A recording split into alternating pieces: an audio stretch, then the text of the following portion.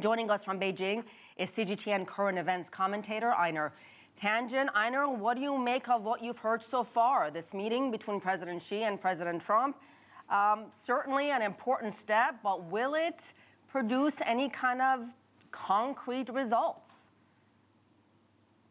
Well, Asieh, that's the big question that everyone's asking for. As I said earlier, the markets are going to react very, very strongly to whatever signals come out. At this point, it's not clear that there's a consensus. There's not been enough work done on any kind of details. It's been pushed together. Liu He has not been seen, although he is there. It's assumed that he has been busy trying to figure out exactly what could work. I don't think anyone is expecting a huge breakthrough. There might be a kind of a truce, an ongoing truce, and we'll see what happens, or they may just kick the can down the road. And if there is some kind of truce, would that mean that President Trump would not follow through with his threats to impose even more tariffs on China?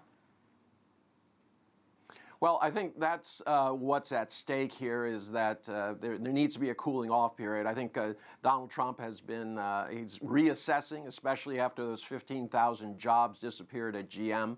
He has to take account what's actually happening in the U.S., especially with soybean farmers and the agricultural industry.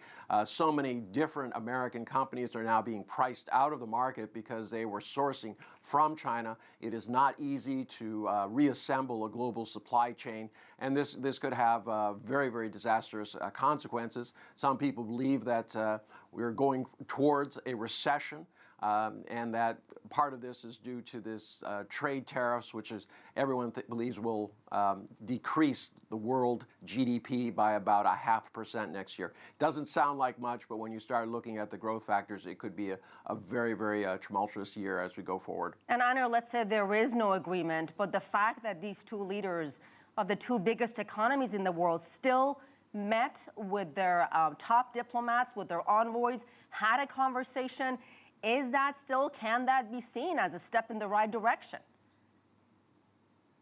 Well, yes. I mean, the G20 was put together to showcase how countries could come together during a crisis. But lately, it's been more of a showcase for how they disagree about the world order. This issue about climate change, for example, and WTO, there seems to be not a real consensus saying that the WTO needs reforming. Everybody knows that, but what direction? The U.S. has been steadily refusing to appoint any kind of, any more judges at the appellate level. And this is the only enforcement mechanism, and it's absolutely crucial to the WTO. After all, if you have an agreement but you can't enforce it, it means nothing.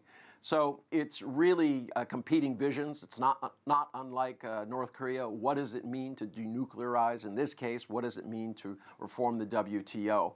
So we'll have to wait and see exactly. I don't think that will be the centerpiece of this meeting. I think it will be much more pragmatic concerns about exactly what you said, whether or not they're going to go forward with more tit-for-tat tariffs against each other.